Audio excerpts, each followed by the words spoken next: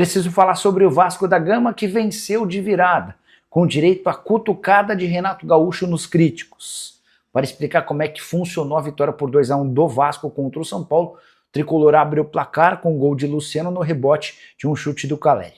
Na etapa final, em cobrança de pênalti, Pumita Rodrigues empata, e já nos acréscimos, 43 do segundo tempo, Andrés Gomes faz 2-1. Vitória super importante para o Vasco, que pulou para o 9º lugar com 16 pontos. É bem verdade que ainda tem bastante gente que entra em campo nesse domingo. De qualquer forma, na entrevista coletiva, depois da partida, Renato Gaúcho se defendeu das críticas por poupar titulares na Sul-Americana, lembrando de um atleta do São Paulo, Marcos Antônio, que não entrou em campo e está lesionado. Tendência é que o Marcos Antônio só volte a jogar depois da Copa do Mundo. Abre aspas para o Renato Gaúcho. O Marcos Antônio do São Paulo, jogador dinâmico, bom jogador, se movimenta bastante, ia dar trabalho hoje. Não tenho nada a ver com ele, mas só vou dar um exemplo. Jogou contra o Vitória, jogou de novo na Sul-Americana e estourou o músculo. Estiramento no jogador, que vai ficar bastante tempo fora. E eu também quero ganhar sempre. Quando perco, sofro como torcedor, mas quero que eles entendam que a gente sabia o que estava fazendo. Será que o torcedor do Vasco quer sofrer como no ano passado? Estamos dando prioridade para o Campeonato Brasileiro. O Renato Gaúcho escancarando as metas do clube, que não incluem a Sul-Americana em 2026. Bora de novidades, no plural, importantes no Vasco da Gama. Primeira delas, o Cruz Maltino fechou a chegada, a contratação de Lucas André, volante de 16 anos de idade do Sport, tratado como uma das maiores revelações do clube pernambucano. O atleta vinha jogando no Sub-17, passou pelas categorias de base do Palmeiras e vinha ganhando bastante destaque. Importante registrar que ele chega para o Sub-17 do Vasco já com planos de ser utilizado também no Sub-20. Boa capacidade física, técnica e muita margem para evoluir foram as grandes características que levaram o Vasco a fechar essa contratação. Para completar, queria atualizar uma notícia que surgiu na quarta-feira. Cheguei a contar para vocês no vídeo da tarde sobre uma possível proposta da Fatal Model de 45 milhões de reais para patrocinar o Vasco, por ação de um jornalista que cobre o Cruz Maltino. Consegui chegar a informações diferentes. De fato, existe uma negociação entre a Fatal Model e o Vasco, mas com cifras completamente distintas. A Fatal Model não quer o patrocínio Master, e sim uma outra propriedade no uniforme Cruz Maltino, e está disposta a pagar 9 milhões de reais. As negociações, ao contrário do que disse o jornalista, não estão fechadas, encerradas. Ainda há esperança, pelo menos da parte da Fatal Model, de que a conversa possa avançar. Vale a lembrança de que a empresa que anuncia acompanhantes de luxo ainda tem esperança de estar na camisa de clubes grandes do futebol brasileiro, depois de patrocinar diversos times das séries A, B, C e D. Que o banco de reserva, quando a substituição, não pode ser o Kinder Ovo.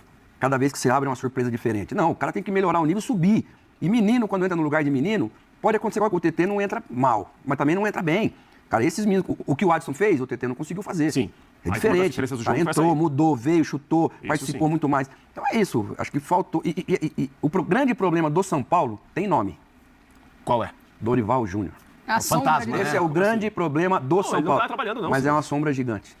A torcida não quer saber, o Vasco ainda age com o coração, mas é cara que lá dentro se fala muito, fica nos corredores, e enquanto ele não estiver trabalhando, ele vai ser essa sombra gigantesca pro Roger, como já aconteceu em outros lugares, aconteceu no Flamengo com o Jorge Jesus, mesmo trabalhando, só se falava em volta de Jorge Jesus no Flamengo, e hoje o Dorival é essa sombra gigante que infelizmente, lógico que ele não quer isso, mas atrapalha o trabalho do Roger. Hoje a única forma do Roger se manter lá é ganhando e ganhando e ganhando. E desempenhando, né? Porque contra o Rings não consegue desempenhar da forma que o torcedor esperava. Sim, principalmente jogando em casa. Mas o Higgins tinha Sarrafiore e tinha Gonçalves Franco. Gonçalves Francisco, que eram os dois. Que fazia o quê, Nath? Pegava na bola, ficava com a bola. Hoje o Adson estava fazendo a vez do meia, quando ele vinha por dentro. Muito bem no ele, Thiago Mendes, tocando a bola ali. Muito bem, Hugo Moura. Isso o São Paulo não tem hoje, por isso sofre tanto. Sofreu muito. Fez o gol, quer fazer o gol, tava igual. Faz o gol do Luciano, e aí recua, Vasco vem pra cima. Já no primeiro tempo era para ter feito o gol do empate. A gente já vai falar mais do São Paulo. Estamos na expectativa do Roger Machado e a sua entrevista, assim como o Renato. Teto do Vasco da Gama, Prats e Nath. qual é? O que dá para esperar de Brasileirão? Claro, a gente podia entrar em outras competições, a semana tem Copa do Brasil e tudo mais, mas focando em Brasileirão, é ficar ali no top 10? É a primeira página da tabela ou isso já é mais do que você esperaria há algum tempo, Prats? Não, eu imagino que tem uma condição de ficar no meio da tabela. Meio de tabela pode ser um top 10, pode ser perto dali. O Renato sempre deixou bem claro, quando ele volta ao Vasco, né, que o objetivo era um campeonato seguro. O que é um campeonato seguro? Olhar para a zona de rebaixamento e sempre ver ali 8, 9 pontos atrás. Que é o campeonato que o Vasco faz hoje, né? Eu acho que o Vasco viveu ali, inicialmente, muito de um começo, de um treinador que conhece muito da parte do campo, mas também conhece muito de ambiente. Isso é um mérito grande que o Renato tem. Mudar o ambiente, mudar a maneira que o jogador vai acreditar, que vai assimilar o que ele vai passar. Isso entra na conta também. O Vasco ganhou jogos muito duros no começo da era do Renato Gaúcho. Depois há uma oscilação ali. Acho que o time vai sofrer em muitos jogos por não controlar o jogo. Fica muito um jogo laicar, mas é muito do que o Renato viu para esse time, a curto prazo, pelo menos. Eu acho que é um time para o trabalho do Renato deixar no meio da tabela. Meio ali, talvez top 10, se não tanto perto dali. Não muito além disso, mas também não para ficar correndo toda hora risco de olhar para baixo, olhar para baixo, olhar para baixo e ver sempre fantasma ali de escapar de zona de rebaixamento. E tem a possibilidade com um cara que conhece muito a competição copeiro, Sim, a Copa do Brasil. também acho. Porque é uma premiação interessante para um time que precisa, né, não só o Vasco, como a maioria dos times no país precisam dessa entrada de premiação, mas pode ser também um caminho. Já que você abre mão de uma Sul-Americana, você está olhando mais para as competições nacionais. E a Copa do Brasil é contra o Paysandu. Então, é acessível sim. A depender de como vai ser estruturado isso, penso muito semelhante ao Prats, que inicialmente, assim, o próprio Renato Gaúcho e os dirigentes já convergiram nessa questão de o planejamento 45 pontos, não sofrer no Campeonato Brasileiro. Até para dar ao seu torcedor um pouquinho de alento das últimas temporadas, que chega em algum momento, o Vasco dá uma acelerada, daqui a pouco patina e começa aquele fantasma de novo, um pouco diferente na temporada passada, né, nas retas finais ali. Mas eu acho que passa muito por isso. E é o que eu falei, assim, como é que vai ser... Como é que fica o segundo semestre pós-Copa do Mundo?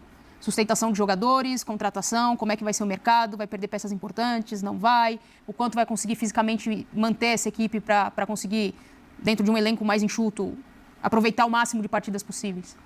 Silas, agora falando do São Paulo. O São Paulo chegou a liderar, acho que todo mundo, até o São Paulino, talvez não todos, mas uma boa maioria, entendia que aquela liderança ela era provisória, assim, que a realidade do São Paulo não era liderar, puxar a fila do Brasileirão, mas ao mesmo tempo começa a cair, está em quarto.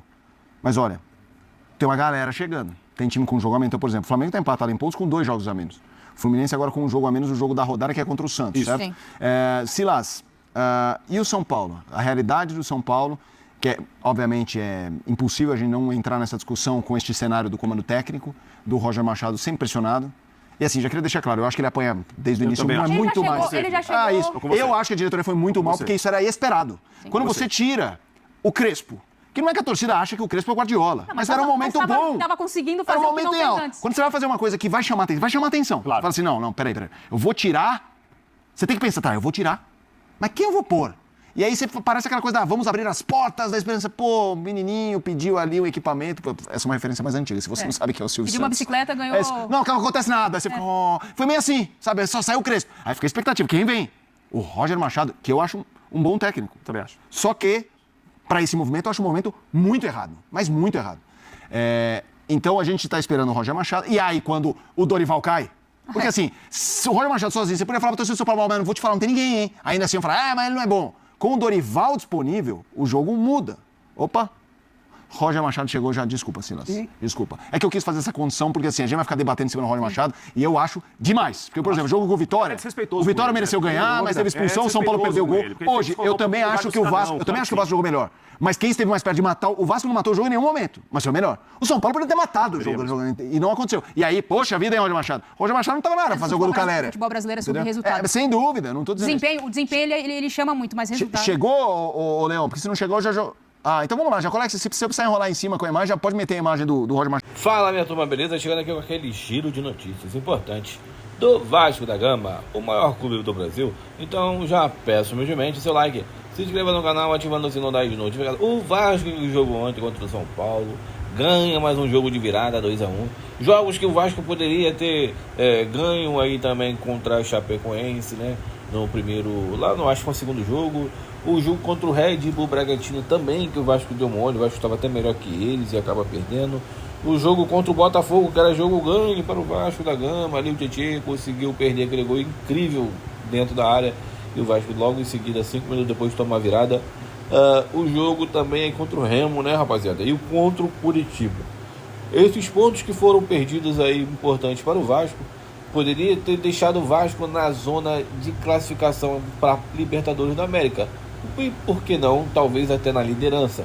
Enfim, seria outro cenário. Deixa aí no comentário a sua opinião. Não esqueça de deixar o like, se inscrever no canal e ative o sino das notificações para não perder conteúdo nenhum quando a gente postar vídeos novos por aqui. Um grande abraço e até o próximo vídeo.